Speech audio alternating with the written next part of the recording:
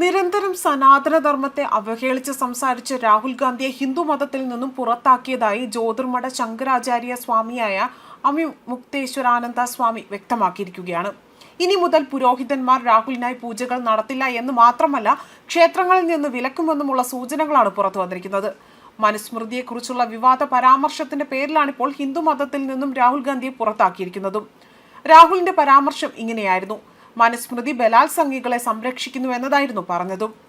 അതേസമയം രാഹുലിനെ ഹിന്ദു മതത്തിൽ നിന്നും പുറത്താക്കിയതിനു ശേഷം ശങ്കരാചാര്യ സ്വാമി പ്രതികരിച്ചത് ഇങ്ങനെയായിരുന്നു: പാർലമെന്റിൽ മനുസ്മൃതിയെക്കുറിച്ചുള്ള രാഹുൽ ഗാന്ധിയുടെ പരാമർശങ്ങൾ സനാതനധർമ്മത്തെ അപമാനിക്കലാണ് എന്നും വിശദീകരണം തേടുന്ന അഭ്യർത്ഥനകൾക്ക് മറുപടി നൽകാത്തതിനാലാണ് അദ്ദേഹത്തെ ഹിന്ദു മതത്തിൽ നിന്നും പുറത്താക്കിയിരിക്കുന്നത്.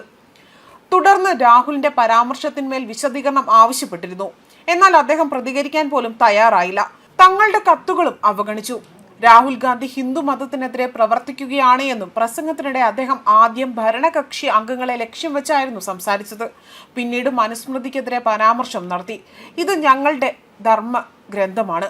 ഭരണകക്ഷിയുടെ ബെഞ്ചുകളിലേക്ക് വിരൽ ചൂണ്ടിക്കൊണ്ട് രാഹുൽ പറഞ്ഞത് നിങ്ങളുടെ പുസ്തകത്തിൽ അത് എഴുതിയിട്ടുണ്ട് എന്നാണ്.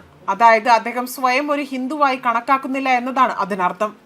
മനുസ്മൃതിയെ തന്റെ ഗ്രന്ഥമായി കണക്കാക്കാത്ത ഒരാൾക്ക് ഹിന്ദുവാകാൻ കഴിയില്ല എന്നും അദ്ദേഹത്തെ ക്ഷേത്രത്തിൽ നിന്ന് വിലക്കണമെന്നും പുരോഹിതന്മാർ അദ്ദേഹത്തിന് വേണ്ടി പൂജ നടത്തില്ല എന്നും ഞങ്ങൾ തീരുമാനിച്ചിരിക്കുകയാണ് എന്നാണ് ശങ്കരാചാര്യ വ്യക്തമാക്കിയിരിക്കുന്നത്.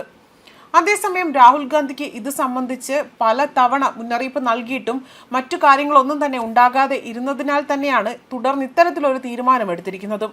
ഹിന്ദു മതത്തെ അവഹേളിച്ച രാഹുൽ ഗാന്ധി മാപ്പ് പറയണമെന്നും അല്ലെങ്കിൽ രാഹുലിനെ ഹിന്ദു മതത്തിൽ നിന്നും പുറത്താക്കുമെന്ന് ശങ്കരാചാര്യ സ്വാമി ഇതിനു മുൻപ് മുന്നറിയിപ്പ് നൽകിയിട്ടുണ്ട്. എന്നാൽ ആ സമയത്ത് അദ്ദേഹത്തിന്റെ വാക്കുകൾ ഇങ്ങനെയായിരുന്നു.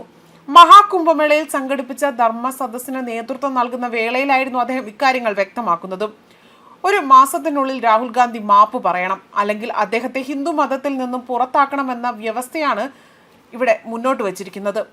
ഹത്രാസ് പീഡന കേസെ പറ്റി പാർലമെന്റിൽ നടത്തിയ പ്രസംഗത്തിനിടയിലായിരുന്നു രാഹുൽ ഹിന്ദു മതത്തെ അവഹേളിച്ചുകൊണ്ട് സംസാരിക്കുന്നതും. ബലാത്സംഗത്തിന് ഇരയായ പെൺകുട്ടിയുടെ കുടുംബം പോലീസ് നിരീക്ഷണത്തിൽ അവരുടെ വീട്ടിൽ ഒതുങ്ങി കഴിയുകയാണ് എന്നും അതേസമയം ബലാത്സംഗ പ്രതികൾ സ്വതന്ത്രമായി വിഹരിക്കുകയാണ് എന്നും പറഞ്ഞ രാഹുൽ പിന്നീടുള്ള തന്റെ വാക്കുകളിൽ സനാതനധർമ്മത്തെ അവഹേളിക്കുന്ന കാര്യങ്ങൾ കൂടി ഉൾപ്പെടുത്തുകയായിരുന്നു ചെയ്തതും. ഞാൻ കുറച്ച് ദിവസങ്ങൾക്ക് മുൻപ് ഹത്രാസിൽ പോയിരുന്നു. 4 വർഷം മുൻപ് ഒരു പെൺകുട്ടി അവിടെ കൂട്ടബലാത്സംഗത്തിന് ഇരയായി. ഞാൻ ആ പെൺകുട്ടിയുടെ വീട്ടിൽ പോയി കുടുംബത്തെ കണ്ടു. കൂട്ടബലാത്സംഗം ചെയ്തവർ പുറത്ത് കറങ്ങി നടക്കുകയാണ്. പെൺകുട്ടിയുടെ കുടുംബം വീട്ടിൽ അടച്ചുപൂട്ടിയിരിക്കുകയാണ്.